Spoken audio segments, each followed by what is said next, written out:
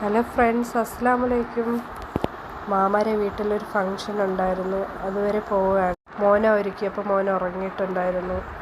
മാമാരെ മോൻ തൃശ്ശൂരാണ് പഠിക്കാൻ പോകുന്നത്. അവൻ ഹാഫിളും കൂടെ ആയിട്ടുണ്ടായിരുന്നു. അതുകൊണ്ടാണ് ഒരു ഫങ്ഷൻ നടത്തുന്നത്.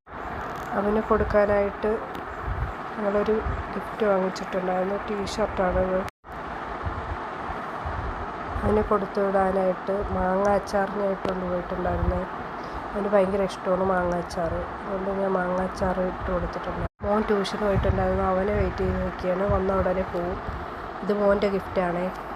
മോൻ വന്നിട്ടില്ലായിരുന്നു. പോണ വഴിക്ക് അവനെ വിളിച്ചുകൊണ്ട് പോകാമെന്ന് വിചാരിച്ചു. ഇതോ വരുന്നുണ്ട്. മോനും വന്നു കഴിഞ്ഞു. ഇതാണ് മാമാരെ മോൻ. ഇതാണ് മാമാരെ വീട്.